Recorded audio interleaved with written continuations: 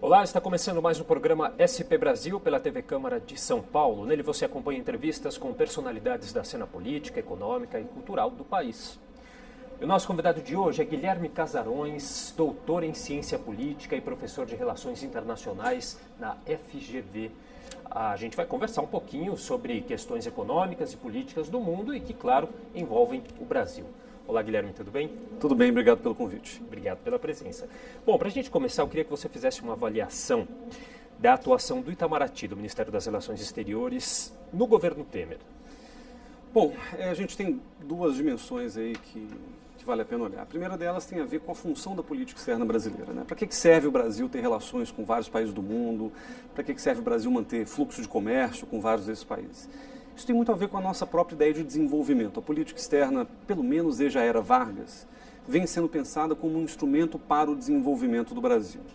Então, em algum sentido, o Itamaraty ele vem refletindo um modelo de desenvolvimento muito próprio desse governo. E se a gente vê, por exemplo, episódios como a tentativa brasileira de ingressar na Organização para a Cooperação e Desenvolvimento Econômico, OCDE, que é conhecida aí como Clube dos Países Ricos, uma tentativa até de aderir a determinados protocolos para ter uma governança econômica mais liberal, mais afinada com aquilo que se faz na Europa, no Japão, nos Estados Unidos. Então a gente tem algumas atuações que realmente são dignas de nota. Na verdade, quem até quis convidar o Brasil, não convidar, mas quem engajar o Brasil mais na OCDE foi o próprio governo Dilma no final, percebendo que era necessário dar uma guinada econômica para poder se projetar melhor internacionalmente. Então, acho que do ponto de vista substantivo, o Itamaraty ele tem algumas agendas que são, algumas delas até continuidades do governo anterior, algumas agendas importantes no plano econômico e no plano político, mas de uma forma geral o Itamaraty ele se esvaziou pelas próprias circunstâncias internas do país. Domesticamente o Brasil vem passando por uma crise política e econômica, que prejudique muito a possibilidade de projeção internacional do Brasil. Então, o comércio caiu, a nossa energia política para combater determinados temas ou para perseguir certas pautas, como, sei lá, a reforma do Conselho de Segurança das Nações Unidas, em que o Brasil queria ter lá uma cadeira permanente. Isso acabou sendo paralisado, acabou perdendo intensidade. Mas o Itamaraty, de novo, via de regra, vem fazendo aquilo a que ele se comprometeu a fazer historicamente, que é a promoção do desenvolvimento, né, refletindo, portanto, um modelo que é próprio deste governo. Tem uma outra dimensão que é a seguinte, talvez essa seja mais complicada ou polêmica, que é o fato de que o Itamaraty, desde que o presidente Temer assumiu interinamente, em maio do ano passado, vem sendo ocupado por um partido político que é o PSDB. E aí muita gente fala, mas no PT também isso acontecia. Na realidade, existem visões diferentes sobre isso. Na época do Partido dos Trabalhadores no poder, houve uma divisão de tarefas, uma divisão de trabalho, por assim dizer, entre o Itamaraty, que foi comandado desde Lula até o fim do governo Dilma por diplomatas de carreira, por chanceleres que vinham da carreira diplomática e, portanto, compreendiam talvez de maneira um pouco mais aguçada aquilo que era a tarefa da diplomacia brasileira dentro do espaço da política externa brasileira. Então, o comando, vamos dizer, oficial da chancelaria por parte de diplomatas de carreira foi uma marca do PT. Qual que era a divisão de trabalho? Havia o Marco Aurélio Garcia, que faleceu recentemente, que desempenhava um papel paralelo ao Itamaraty, fazendo política externa partidária, fazendo política externa, sobretudo de natureza ideológica, para agradar parceiros do PT, para construir uma espécie de hegemonia de esquerda na América do Sul, o que fazia parte do projeto mais amplo da política externa brasileira. Eu diria que essas próprias atuações ou visões se complementaram durante os governos do PT. No caso do governo Temer é um pouco diferente, porque o Itamaraty ele está diretamente a cargo de um partido político. Poderia ser simplesmente uma nomeação política meritocrática, do tipo, Serra é um grande conhecedor de política externa e, portanto, ele está sendo nomeado chanceler até para a gente dar uma espécie de salto notável no Itamaraty, o que não foi bem o que aconteceu. A gente sabe pela trajetória das negociações, do contexto do impeachment, que o Serra queria até outros ministérios, ele acabou assumindo o Itamaraty em função de disputas políticas internas dentro do governo Temer e dentro do próprio PSDB. O Serra, ele mesmo demonstrou um certo desinteresse, né, uma certa negligência daqueles que eram os temas fundamentais, caros à política externa brasileira, quando ele no Roda Viva, por exemplo, fala que essa história de reforma do Conselho de Segurança é para cachorro grande, não nos interessa. Então, em algum sentido, a gente começa a perceber que o Itamaraty foi tragado para o jogo político doméstico. O comando do Itamaraty ficou muito suscetível a uma disputa política que, via de regra, não acontecia ali. O Itamaraty raramente na história do Brasil foi utilizado como moeda de troca, como parte da barganha da chamada coalizão política que se forma a cada governo. E no caso a gente viu isso no governo Temer, quando o Serra, até por perceber que o Itamaraty lhe daria muito poucos frutos para se projetar uma candidatura presidencial em 2018, ele resolve sair do Itamaraty. Claro, havia outras questões, ele alegou uma questão de saúde e tal, que são verdadeiras em larga medida, mas eu acho que ele percebeu que não valia a pena insistir no esforço de operar um tema que não era o tema onde ele se sentia mais confortável. Ele mesmo disse que estaria, vamos dizer, mais próximo dos temas que lhe eram caros no Senado do que no Itamaraty. E aí, a grande questão, quando ele saiu, houve uma semana de especulações sobre quem assumiria no lugar. Assumiu o interino, né, que era o secretário-geral do Itamaraty, um cara da carreira diplomática. E aí, na hora em que o nome do Aloysio Nunes foi consagrado como a sucessão do Serra, aí consolidou-se esse entendimento de que o PSDB realmente está à frente do Itamaraty até 2018. Quais são as coisas boas e ruins disso? Acho que essa é a grande questão. Eu diria que, por um lado, se a política externa e o serviço diplomático, eles refletem a agenda de governos, nada mais natural do que, com mudanças de governos, você colocar pessoas ali que entendam de maneira mais específica o que aquele governo quer. E o PSDB tem uma função nesse sentido. O PSDB, desde o primeiro dia do pós-impeachment, né, da pós-suspensão da Dilma, estava ao lado do presidente Temer, com seus problemas e as suas vantagens. Mas o fato é que o PSDB sempre esteve ali. E, sobretudo, um grupo muito ligado ao senador Serra, né? Partes do PSDB ficaram meio de fora, o próprio governador Geraldo Alckmin quis entrar por uma outra via, nomeando, ou pelo menos sugerindo o nome do Alexandre de Moraes, né, para o Ministério da Justiça, que hoje é ministro supremo. Então, eu diria que a configuração, a correlação de forças do PSDB acabou transformando o Itamaraty num pedaço importante dessa governança. E o Aloysio Nunes, assim que assume, né, ele tem uma visão de uma experiência prévia que ele teve frente à Comissão de Relações Exteriores do Senado. Ele é uma pessoa versada em política externa, eu diria até mais do que o Serra, até mais envolvido diretamente nas temáticas como senador. E eu acho que o Aloysio Nunes, dadas as circunstâncias muito ruins do Brasil, políticas e econômicas, tem até feito um trabalho relevante, tem conseguido pautar algumas agendas, tem conseguido viajar, o que é importante no momento de orçamento enxuto, de recursos escassos, você continuar um ritmo de viagens internacionais para continuar abrindo portas para empresas brasileiras, etc., isso é muito positivo. Agora, existem fatores imponderáveis que o Itamaraty não tem como controlar. Por exemplo, a Operação Lava Jato. E aqui eu quero pontuar que a Operação Lava Jato ela pode afetar a política externa brasileira neste momento de duas formas. Uma, colocando os chanceleres nos holofotes. O Serra foi mencionado, o próprio Aloysio foi mencionado. Ainda que isso não prove nada, e ainda que isso possa não ter nenhum efeito prático, concreto, a gente não sabe se eles são de fato culpados, mas o fato de haver um chanceler da República com acusações de corrupção ou mencionado em delações premiadas pode comprometer a legitimidade ou a própria imagem pessoal e institucional da pessoa quando ele faz uma viagem para qualquer destino importante a política externa brasileira. Mas a Lava Jato também tem um outro aspecto, que é o fato de que, na hora em que você coloca grandes empresários que eram talvez os mais internacionalizados do Brasil por trás das grades, você gera um efeito econômico muito perverso. Então, você pensa, por exemplo, os grandes setores em que o Brasil confiou para projetar sua economia nos últimos, eu diria, 15 anos, foram nada menos do que construção civil, carne, derivados de carne, mineração e petróleo, Petrobras. E todos esses setores, de alguma forma, foram comprometidos diretamente pelo decorrer das investigações da Lava Jato. O que significa que o Aloysio Nunes ele tem um grande desafio, que eu acho que ele está tentando encaminhar, mas a passos muito lentos, até porque o tempo é muito curto até o fim do mandato, encaminhar uma renovação da agenda econômica internacional do Brasil para que outros setores e outras empresas possam se internacionalizar e não deixarem, portanto, que a nossa vulnerabilidade empresarial seja um problema concreto para os nossos fluxos de comércio, para os nossos parceiros no exterior e esse tipo de coisa. Então é bom que a gente pense na projeção econômica do Brasil de uma outra forma, principalmente à luz dos escândalos envolvendo grandes empresários, JBS, Odebrecht, que eram a âncora da presença internacional do Brasil. A gente pensa, JBS, por exemplo, tinha negócio, mantinha um fluxo de comércio importantíssimo para o Brasil, com praticamente todos os países árabes, uma série de países asiáticos, inclusive a China, uma presença forte na própria América Latina.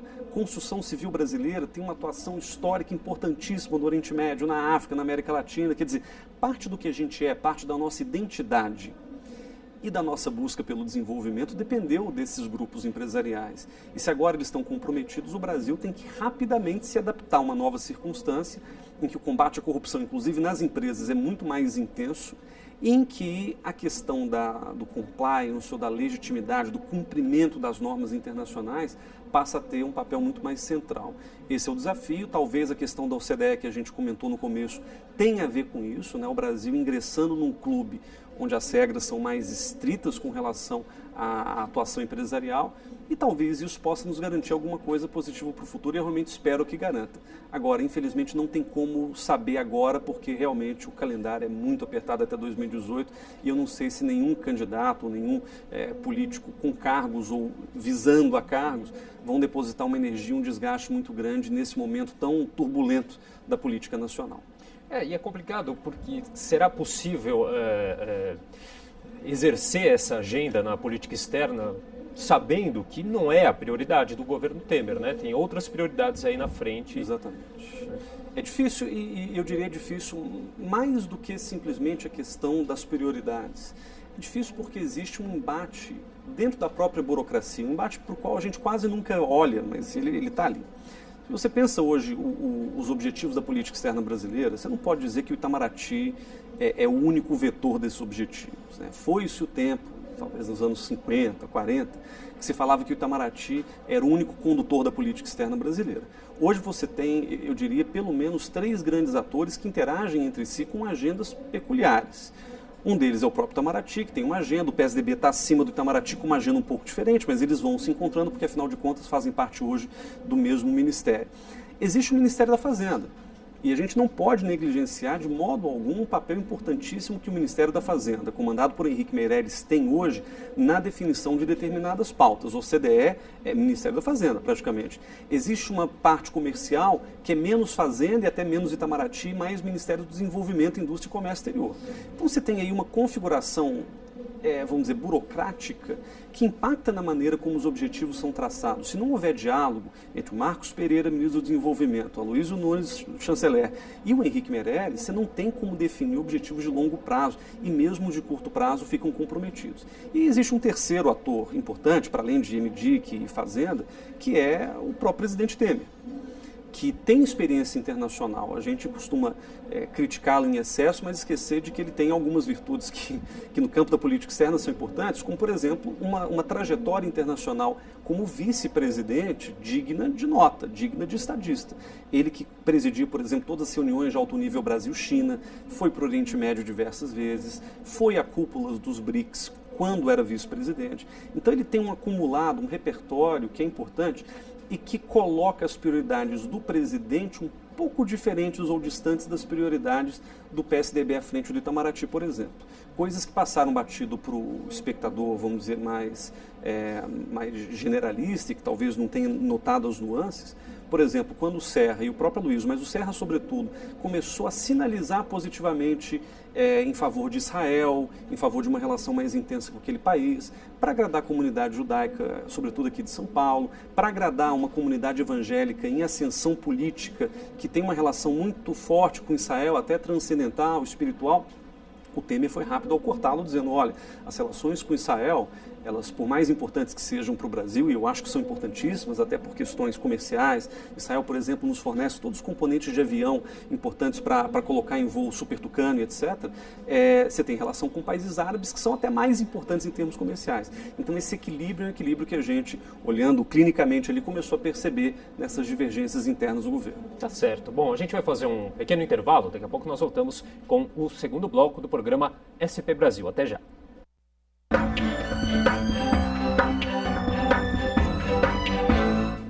Estamos de volta com o programa SP Brasil pela TV Câmara de São Paulo. E o nosso entrevistado de hoje é o professor de Relações Internacionais e cientista político Guilherme Casarões. Professor, o Brasil assumiu a presidência do Mercosul, a presidência temporária do Mercosul, tentando acelerar o ritmo das negociações entre o bloco e a União Europeia. Conversas essas que já duram décadas e que ainda não tiveram uma resolução de fato prática, né? O senhor acha que dessa vez o Brasil, aí assumindo a presidência, vai conseguir dar um desfecho para essa situação? Isso vai ser positivo para nós? Olha, o acordo de livre comércio Mercosul-União Europeia é fundamental para nós. A gente tem uma dificuldade tremenda, como o Brasil e como o bloco, de entrar com os nossos produtos básicos no mercado europeu, que é super protegido. Os europeus eles têm um discurso de livre comércio, de liberalização de mercados, mas em alguns temas em particular, que nos são muito caros, eles são bastante protecionistas, que é o caso agrícola. A Europa, por exemplo, 39%, pelo último dado que eu ouvi, do orçamento da União Europeia é destinado à chamada política agrícola comum europeia, que protege os agricultores da França, de alguns países maiores da Europa, e isso acaba prejudicando a competitividade dos produtos brasileiros e do Mercosul junto ao mercado europeu. Então, por exemplo, a parte de laticínios, mesmo carne, onde a gente teria uma grande possibilidade de entrada, um grande mercado em potencial, é embargado porque a França é contra, porque a Irlanda, que produz muita carne, é contra, e isso vem gerando dificuldades históricas para nós. Se a gente não consegue resolver na Organização Mundial do Comércio, a gente tenta um acordo bilateral, que é o caso, um acordo interregional, na verdade, entre Mercosul e União Europeia. Quais são os entraves? Quais são os problemas? O primeiro problema é dizer respeito à Venezuela. Eu diria que o ingresso venezuelano no Mercosul, da maneira como foi feito, a Venezuela não conseguiu, desde a sua entrada em 2012, cumprir todos os requisitos para poder se integrar plenamente ao bloco. Isso era um entrave em potencial. Os europeus diziam isso. Como é que a gente vai assumir um acordo com o Mercosul, sendo que a Venezuela não está disposta a cumprir determinados parâmetros desse acordo e etc. E agora esse problema foi, pelo menos temporariamente, resolvido. Eu pessoalmente discordo da visão geral que levou à suspensão do Mercosul, da Venezuela, do Mercosul, mas eu acho que, pensando no acordo Mercosul-União Europeia, essa suspensão pode ser um bom sinal. Um sinal de que a gente está comprometido com a democracia e que a gente está comprometido com um modelo econômico que não é o venezuelano. Por outro lado, e aí são fatores também imponderáveis que não dependem só de nós, a gente tem o tal do Brexit, né? O Reino Unido saiu do bloco, na verdade está em negociações para a sua retirada, que podem até se arrastar por 2 anos. E por que eu estou chamando a atenção para isso? Primeiro porque o Reino Unido era um tradicional apoiador do acordo Mercosul-União Europeia. Só para você ter uma ideia, o principal produto que a gente vende para o Reino Unido é ouro em barra, que não afeta a dinâmica e não torna o Reino Unido particularmente protecionista quando o assunto é Brasil ou Argentina.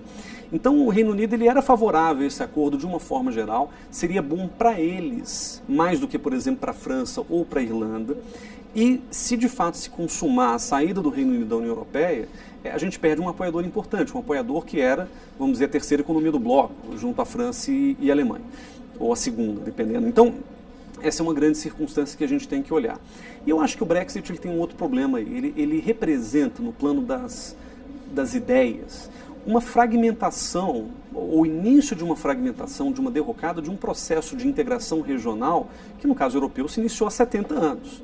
Então a gente está vendo o início do colapso de algo que talvez fosse a âncora dessa razão de ser do acordo Mercosul-União Europeia, integração de um lado e integração de outro. A suspensão venezuelana, e aí é o ponto onde eu sou crítico a ela também significa um início de fragmentação de um bloco econômico, que tudo bem, é muito mais novo do que a União Europeia, mas que também dependia de uma certa unicidade entre seus membros, e agora a gente não está vendo isso.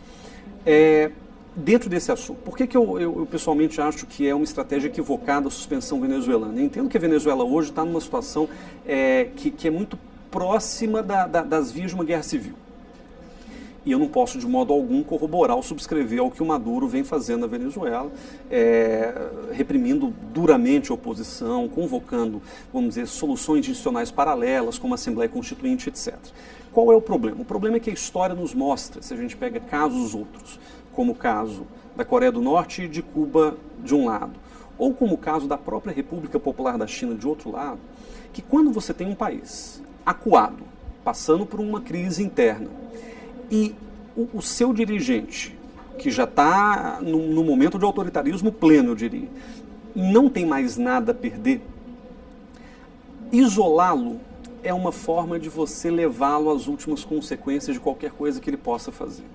A gente não pode esquecer de que a Venezuela tem implicações enormes para o Brasil, não só em termos comerciais, até porque o comércio bilateral já vinha caindo substantivamente, mas tanto a presença da Venezuela no Mercosul que politicamente é muito importante para o Brasil, acaba sendo uma questão delicada para a política externa brasileira.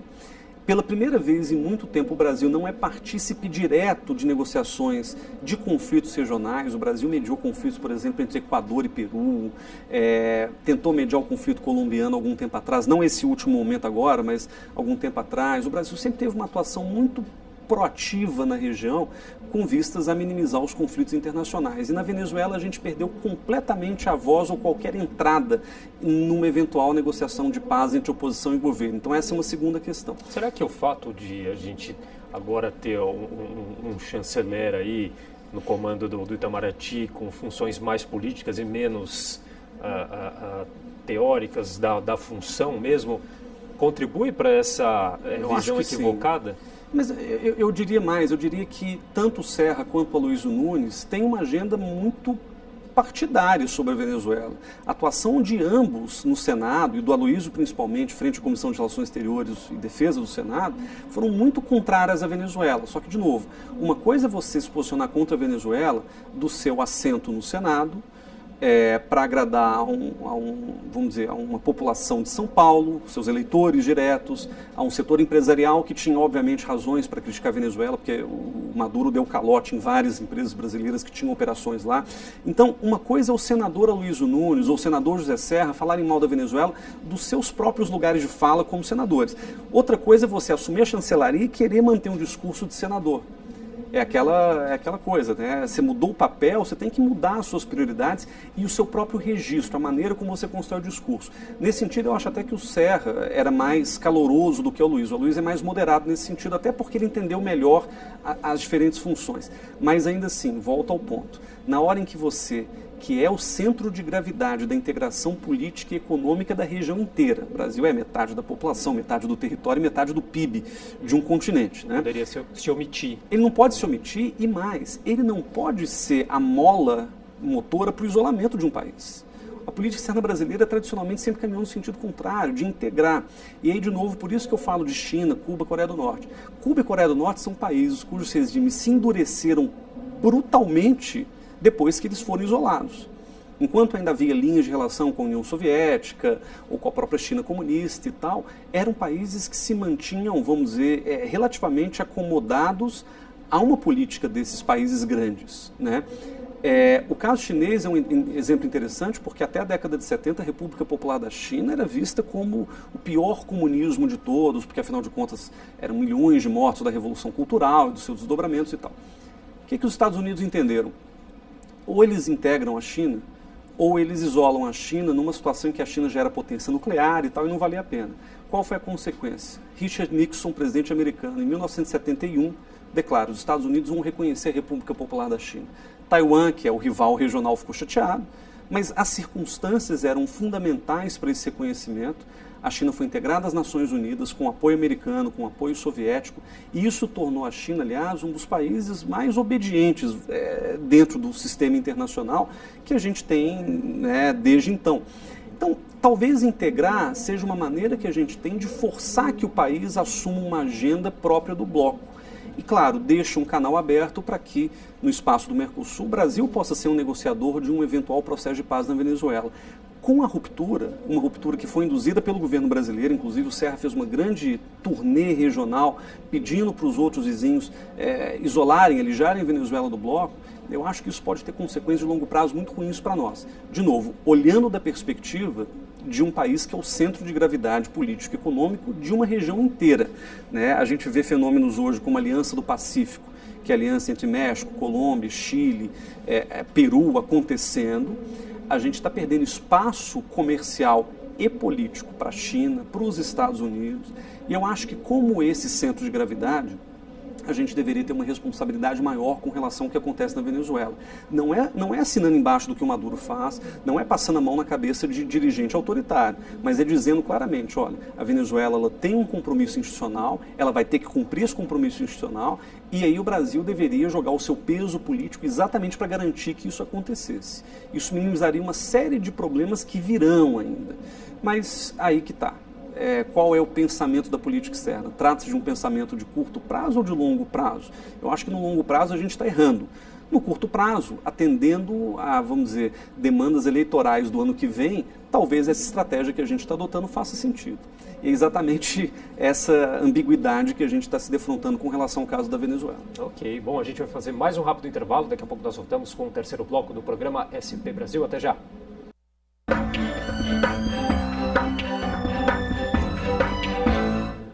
Estamos de volta com o programa SP Brasil pela TV Câmara de São Paulo. Nosso entrevistado de hoje é o professor de Relações Internacionais e cientista político Guilherme Casarões. Guilherme, a gente falava no bloco anterior sobre as políticas de isolamento, a integração que determinados países têm, no caso dos Estados Unidos, com outras nações. E a gente vê agora o presidente Trump extremamente autoritário, que acho que coloca um pouco a perder todo esse trabalho feito de integração, no caso com a China. A gente vê aí os ânimos cada vez mais exaltados dos Estados Unidos com a Coreia do Norte, agora até com a própria Venezuela, o presidente americano não descartando a opção militar para resolver a questão aqui no país da América do Sul. Levando tudo isso em conta, como que isso pode impactar, inclusive, o Brasil? Olha, a gente costuma dizer, na área de política, de relações internacionais, que não existe vácuo na política. O que isso significa? Significa que se algum país se retira de uma discussão, ou se retira de uma região onde atuava com frequência, alguém vai preencher esse espaço. No caso da América Latina, eu diria, a gente está vendo uma disputa cada vez maior entre China, uma China, eu diria, menos interessada politicamente na América Latina, mas certamente com grandes interesses comerciais na América Latina. A China já se tornou, nos últimos 10 anos, ou o primeiro ou o segundo parceiro comercial de todos os países da região. Então, isso é uma coisa interessante de se observar. E os Estados Unidos vêm atuando de maneira variada, e essa eleição do Trump ela é um divisor de águas importante, porque o governo Obama tinha uma relação com a América Latina muito centrada em dois temas, que é o tema migratório, quer dizer, como eu melhoro a situação da América Latina como um todo para minimizar o fluxo de imigrantes ilegais para os Estados Unidos. É muito mais interessante você melhorar a condição de desenvolvimento do México do que construir um muro separando os dois países. A bem da verdade, eu acho que o Obama estava correto nessa avaliação. E como resolver as relações com Cuba, que é uma herança da Guerra Fria, uma herança que já se arrasta por praticamente 30 anos e que o Obama entendeu corretamente que não havia mais o menor sentido de ser, até porque há oportunidades econômicas importantes para os Estados Unidos num regime cubano aberto, num regime cubano disposto a receber investimentos, receber turistas americanos e por aí vai. O Trump ele tem uma visão de América Latina, eu diria, muito própria da Guerra Fria, em que qualquer coisa que seja um problema de curto prazo se torna rapidamente um inimigo potencial. Ele já desfez parte da política do Obama para Cuba, não chegou a fechar a embaixada, não chegou a desfazer, vamos dizer, alguns acordos de longo prazo que o Obama tinha construído com o regime cubano, mas já começou a limitar as possibilidades de investimento de novo, etc. Há uma lei, na realidade, chama Lei Helms-Burton, que impede concretamente que empresários americanos, porque essa precisa de ser derrubada no Congresso americano, ainda não foi. Mas o Trump simbolicamente já sinalizou para algumas algumas mudanças, alguns retrocessos naquela que foi a política do Obama. E com relação à América Latina de uma forma geral, o Trump ele vem antagonizado à América Latina, ele vem tratando a América Latina como se fosse realmente uma fonte de dores de cabeça permanentes para os Estados Unidos. Em vez de se engajar positivamente com ela, o Trump está fazendo um discurso cada vez mais duro. Onde é que a gente vê esse discurso? Primeira coisa, no orçamento apresentado pelo governo, pela Casa Branca, ao Congresso americano, a chamada ajuda para o desenvolvimento da América Latina caiu, se não me engano, a 10% do que era no governo Obama. Primeiro sinal. Segundo sinal, o muro. E vazou recentemente a conversa por telefone do Henrique Peña Neto, presidente do México, com o Trump, uma conversa constrangedora em que o Trump fala várias vezes, olha, você não pode falar que você não vai pagar por esse muro, porque senão você me deixa mal com o meu eleitorado. Peraí, você não pode usar relações internacionais envolvendo a vida de milhões de pessoas para um jogo populista para poder agradar um eleitorado ou outro. Então essa é uma questão também que apareceu. E eu acho que exatamente em função disso, da política com relação ao México, das posturas com relação a Cuba, a América Latina precisa reagir junta. É impossível brigar com os Estados Unidos de maneira bilateral, quer dizer, nenhum país tem músculo suficiente, muito menos o Brasil, para desafiar qualquer posição americana de maneira direta. Então, qual que é a solução? Toda vez que os Estados Unidos tentam se projetar sobre a América Latina de maneira deletéria aos latino-americanos, historicamente a gente se organizou. É claro que essa organização é difícil, ela nem sempre é duradoura, mas, por exemplo, na época do auge da dívida externa, na década de 80, os latino-americanos fizeram o tal do consenso de Cartagena, que era uma forma de politicamente negociar a dívida externa. Quando Reagan, que era o presidente dos anos 80, começou a intervir diretamente na América Central, a América Latina se juntou de novo, chamado Grupo de Contador e de Apoio à Contadora, para reagir aos Estados Unidos. Eu acho que a gente está precisando de um espírito parecido, um espírito que afirme duas coisas aos Estados Unidos. Número um, que a América Latina ela sente as dores um do outro. A história do muro foi uma coisa pesada para todo mundo, porque olha, há quantos milhões, eu não sei quantos, talvez 3 milhões de imigrantes brasileiros vivendo nos Estados Unidos, alguns com situação legal também. Será que o Brasil gostaria de ver brasileiros, nacionais brasileiros, buscando uma vida nos Estados Unidos, buscando a legalidade, inclusive lá, sendo extraditados, sendo expulsos do país? Então essa é uma questão delicada para todos, não só para o México. República Dominicana, Peru, Colômbia, Brasil, e a lista é longa. Então, dá um sinal de que a América Latina está junta nessa e está sentindo as dores um do outro, seria um bom começo. E tem uma outra coisa também que é o seguinte, em algum sentido, a União Latino-Americana em torno do combate às agendas do Trump pode ser uma boa resposta para essa fragmentação que a gente está vendo no mundo. O Trump assumiu a presidência da República, no dia seguinte já tinha abandonado o Tratado Transpacífico, dito de maneira aberta que queria sair do NAFTA, que é o acordo de livre comércio que ele tem com o Canadá e com o México. Apoiou o Brexit diretamente. O Trump fez, aliás, elogios ao Brexit junto com a Theresa May, que é a primeira-ministra britânica. O Trump ele começou a provocar os países da OTAN, que é a Aliança Atlântica Militar, e da União Europeia, jogando um contra o outro. Então a política norte-americana é uma política que tem que ser contida também no plano simbólico. Pô, né? Itamaraty ou Mercosul Exatamente. repudiaram essa atitude do Trump com relação à Venezuela, mas também é muito pouco, né? Apenas... É muito pouco, e no caso da Venezuela, o Trump ele vem dizendo abertamente, na sua política meio belicosa, meio, vamos dizer, estridente, que ele quer invadir, fazer uma invasão militar à Venezuela. Isso não faz o menor sentido, e a última invasão militar que os Estados Unidos fizeram, eu estou tentando pegar aqui na época, eu acho que a gente está falando de século XIX ainda, de intervenção militar direta norte-americana na América do Sul. Ou seja, é um precedente tremendo, né? Uma coisa é você invadir a ilha de Granada, que tem, sei lá, 50 mil habitantes, como o Reagan fez em 82, 83. Outra coisa é você falar de um país que tem milhões de habitantes, que tem uma grande reserva de petróleo, né? Seria um Iraque latino-americano. Acho que ninguém quer isso. E a própria América Latina não é um continente onde esse tipo de conflito é resolvido por intervenção militar. Existem maneiras pacíficas e diplomáticas de resolvê-lo, e qualquer sugestão de uma intervenção militar pega muito mal para nós. Então, acho que esse é o momento de a gente fazer desses limões indigestos uma limonada e conseguir realmente colocar uma pauta positiva para a América Latina baseada na integração e na cooperação e não na divergência ou na dissidência, como é a estratégia do governo americano. Agora, esse populismo, né, essa política populista mais conservadora, tem consequências também ali de conflitos internos, né? A gente viu agora nos Estados Unidos, no estado da Virgínia, conflitos entre ultranacionalistas e grupo antirracistas, que resultou até na morte de uma pessoa. Você acha que isso é uma consequência desse tipo de política? E você acha que, talvez de uma maneira um pouco menor, mas a gente corre algum risco aqui no Brasil de ter algo parecido? Vou separar em duas partes. Primeiro, eu acho que o que aconteceu em Charlottesville, em Virgínia, é causa e consequência do Trump. Porque, por um lado, a América já vinha dividida.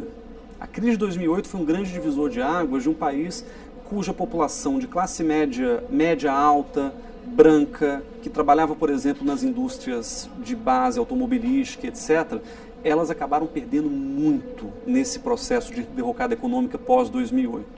O Trump ele foi eleito por um grupo de pessoas que está muito mais pobre do que jamais esteve, que está sentindo realmente os efeitos econômicos da crise, que está se sentindo ameaçado por um conjunto de imigrantes e mesmo de americanos que são mão de obra mais barata do que eles, com menos experiência específica, que estão tomando empregos de fato. A situação de empregabilidade dessas pessoas, desses brancos americanos, de uma forma geral, claro que teve latinos e negros que votaram no Trump também, mas esses brancos de classe média do interior dos Estados Unidos, daquilo que a gente chama cinturão enferrujado americano, tudo isso acabou contribuindo para a eleição do Trump e já era um sintoma de uma América dividida há mais tempo.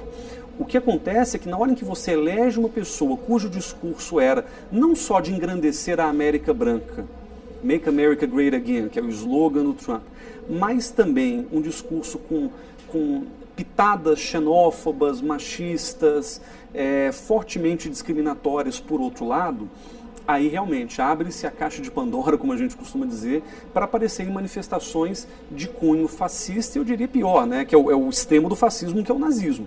A gente vê na Virgínia pessoas fazendo saudações nazistas, usando a suástica, fazendo todo tipo de discurso de ódio contra minorias. Isso é muito perigoso, porque o precedente que isso abre é que isso se normalize nos Estados Unidos. E o que é pior, a própria reação do Trump. A reação do presidente, que é condena a violência de parte a parte. Peraí, a gente está falando de um grupo que está pregando a destruição de outros grupos e gente reagindo a isso. Uma menina morreu, inclusive, né? Já se falam em 3 mortos. Então, é tudo muito complicado. E dizer, portanto, que é uma situação normal, que faz parte do jogo político, isso de modo algum. O extremismo, e não só a direita, a esquerda também, o extremismo ele não pode ser tolerado numa democracia. Aliás, a própria essência do que é o espírito da democracia é a moderação das posições políticas, e o jogo político se dá não pela violência, mas sim pelas instituições. Agora, no caso brasileiro, acho que a gente já está vendo sinais de que isso pode acontecer. Não só por candidaturas específicas de pessoas que vêm pregando agendas de exclusão, né, e a gente vê isso claramente numa candidatura em particular. Tem problema falar o nome? Não tem problema, não, eu posso falar. O candidato Jair Bolsonaro tem discursos que misturam uma posição do Brasil, do engrandecimento do Brasil, com uma posição também de vamos eliminar quem quer que não combine com isso. E a gente vê manifestações, vamos dizer, até dos últimos 10 anos do deputado Bolsonaro, candidato Bolsonaro, a respeito disso. Mas eu acho que tem uma coisa mais grave, e que eu acho que a gente tem que realmente dar atenção. O Brasil está mudando. O Brasil vem passando por uma crise prolongada econômica. O Brasil voltou a ser o centro de atração de populações de imigrantes e refugiados, vindos não só da Venezuela em crise, mas vindos do Haiti, vindos da Bolívia, vindos da África, vindos do Oriente Médio. A gente recebeu 3, 4 mil sírios nos últimos 4 anos. E isso, portanto, coloca a xenofobia na linha de frente do problema político que a gente está vivendo. E no caso dos sírios, por exemplo, eu acho que isso se mistura também com um componente religioso. Eles são muçulmanos, e existe uma bancada evangélica. E vejam, eu não posso generalizar e dizer que todos os evangélicos acham isso, mas existe uma bancada evangélica que vem se articulando em defesa de um Brasil cristão, que é o slogan do Bolsonaro, um dos slogans do Bolsonaro, a ideia de que a gente não pode tolerar muçulmanos porque todo muçulmano é terrorista, que é uma falácia tremenda, a coisa do diferente. Quantas pessoas não protestaram contra a nova lei da migração, que foi aprovada recentemente? Então você tem uma série de movimentos acontecendo no Brasil que mostram que o Brasil também está dividido. Se um presidente com um discurso à la Trump, claro que com as peculiaridades do Brasil, foi eleito, isso pode realmente colocar o Brasil numa situação de polarização violenta que a gente ainda não está vendo em sua plenitude, mas que pode ser perigoso para o futuro. É um sinal de alerta. Bom, a gente vai fazer o nosso último intervalo, daqui a pouco nós voltamos com o quarto e último bloco do programa SP Brasil. Até já.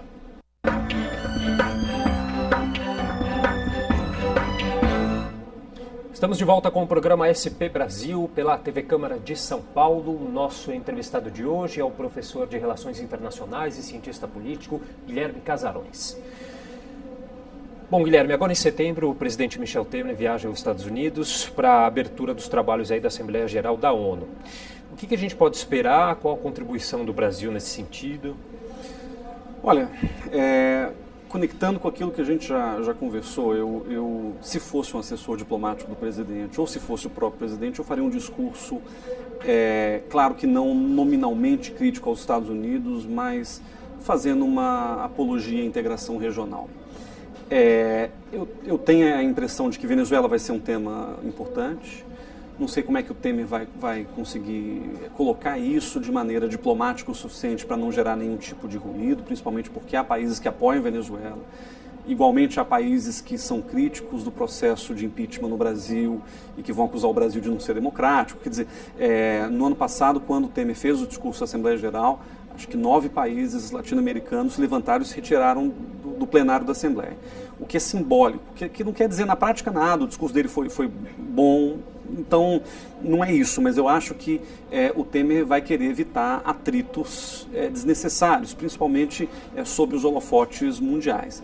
Tradicionalmente, eu já fiz até um estudo a respeito disso, os discursos de um presidente na Assembleia Geral da ONU, eles são muito protocolares. É claro que eles capturam, no caso do Brasil, que é o país que sempre abre a Assembleia Geral, ele captura a essência do momento. Talvez o Temer, então, queira seguir uma linha realmente de fazer uma defesa da integração regional, uma defesa da cooperação, uma defesa da diplomacia como solução para os problemas do mundo, pelos quais a gente passa hoje, um mundo cada vez mais tensionado. Acho que o Temer tem um papel de colocar tudo, dizendo, olha, não, a gente tem que recorrer aos recursos políticos e diplomáticos que a gente tem em mãos.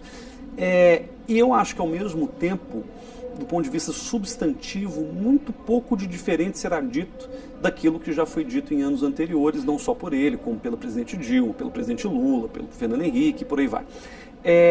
Eu, pessoalmente, não sei até se o Temer não abriria mão de fazer essa viagem em favor do Aloysio Nunes, por exemplo, que já tem uma agenda de viagens mais recorrente, dependendo do momento político em que a gente tiver em setembro. Aloysio Nunes, que fez críticas duras ao presidente Trump, sim, quando ainda não era ministro, mas que, enfim, está aí registrado. Isso também não compromete? É o Partido Republicano de porre, não é isso? Essa foi a frase que ele usou no seu Twitter, na época. Ele era senador, mas aí que está. O Aloysio Nunes, senador, é uma figura, o Aloysio Nunes, chanceler, é outra figura. E eu acho que para os Estados Unidos, embora o Trump já deva ter sido brifado sobre esse tema, não vejo grandes questões. Se o Serra tivesse viajado e não o Temer em setembro do ano passado, o Serra também havia dito num programa de grande audiência, já chanceler, que o Trump não seria eleito, em hipótese alguma. Então, eu acho que essas questões, elas fazem parte do jogo político, e mesmo as autoridades americanas que ficaram magoadas com essa colocação da Aloysio, que eu acho correta, aliás, mas a minha opinião é menos importante nesse caso, mas o fato é que eu acho que eles entendem também que se tratam de circunstâncias do jogo político doméstico e que não haveria por que retaliar o Aloysio Nunes porque ele disse esse tipo de coisa. Tradicionalmente, e uma coisa histórica importante, os presidentes nem sempre vão à Assembleia Geral da ONU. Fernando Henrique foi uma vez só. Em 8 anos de mandato, ele foi a uma Assembleia Geral da ONU em 2001. Todas as outras foram comparecidas ou pelo chanceler Celso Laffer, que foi o último, ou pelo chanceler mais longevo do governo, que foi o Luiz Felipe Lampreia, falecido recentemente também. No caso do Lula, ele intercalava com frequência com o seu chanceler Celso Amorim, que foi, na maioria das vezes, na realidade, o Lula, se não me engano, foi a 3 de 8 Assembleias Gerais de que ele teve a chance de participar. A Dilma foi a primeira presidente da República na história do Brasil que compareceu a todas as Assembleias Gerais da ONU a título próprio, o que é interessante. Agora, a Dilma cometeu uma falta de diplomacia no processo porque ela internalizou muito o discurso. A gente chegou lá pelos idos de 2013, 2014, a Dilma falava praticamente só dela, do governo, mas não falava das questões internacionais com tanta ênfase. Então, acho que o Temer tem diante de si um dilema. Ou ele não vai e deixa o Aloysio fazer um discurso mais protocolar, mais Itamaraty, mais focado naqueles que são os grandes desafios da humanidade, em que o Brasil tem alguma coisa a dizer, etc. Ou ele vai, em caráter pessoal, falar de coisas que o Brasil vem fazendo. Aí vai depender do que ele queira com esse discurso da Assembleia Geral. Se ele quiser usá-lo mais para o público, mais para consumo doméstico, aí tudo bem, ele pode ir lá falar das reformas que o Brasil vem tentando fazer, alinhadas com o espírito da globalização, alinhadas com o liberalismo. Agora, se a situação tiver, por exemplo, momento de se votar um ponto importante da reforma trabalhista... É isso que eu ia dizer. Agora a gente tem que viver dia a dia, exatamente, né? Cada dia e cada dia é uma surpresa, né? Então, exato. Se o Temer sentir que não há clima político para que ele viaje, embora ele tenha viajado com frequência, até em momentos difíceis, por exemplo, o dia em que a Dilma foi oficialmente objeto do impeachment em setembro, o Temer foi à China no mesmo dia. Então, há essa dúvida. O Temer não ia na reunião do G20 em Hamburgo, acabou indo no final.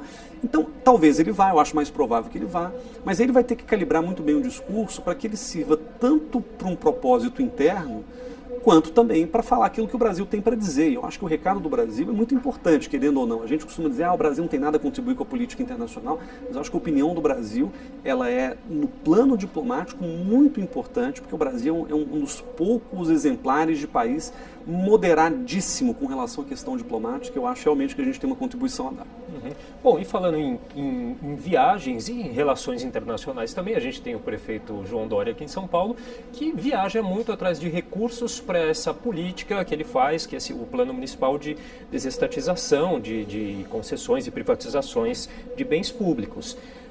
Como que o senhor avalia, porque acaba sendo uma relação internacional, ele tem viajado a muitos países aí na Ásia, Oriente Médio, atrás de recursos.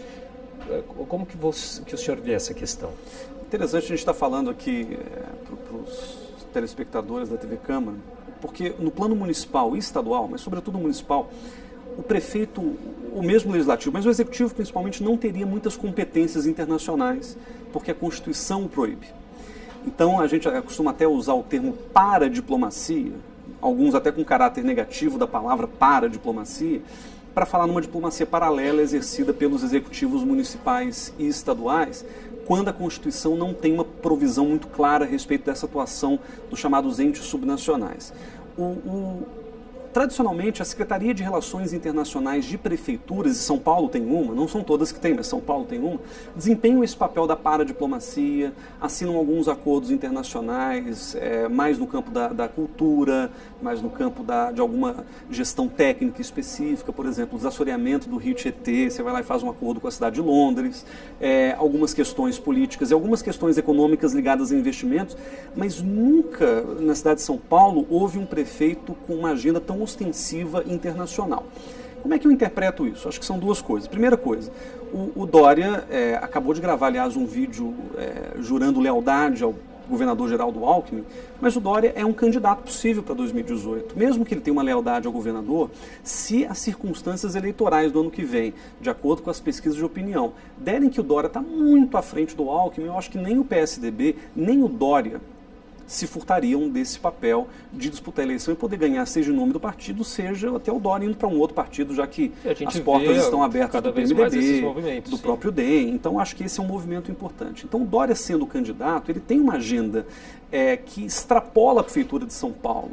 Quando ele grava, por exemplo, um vídeo saudando a eleição do presidente francês Emmanuel Macron em francês, para os seus, vamos dizer, eleitores de São Paulo, isso não faz muito sentido. Inclusive, no próprio vídeo em que ele fala um francês, aliás, até muito fluente, ele está falando como o Brasil, ele não fala como o prefeito de São Paulo, ele fala como o Brasil. Ou seja, muitas das construções, até narrativas do Dória, já dão essa impressão de que ele já está falando de uma posição de candidato, ou mesmo até de presidente da República. Pode ser em francês ou após levar ovadas, como aconteceu claro, em Salvador. O discurso dele foi Brasil...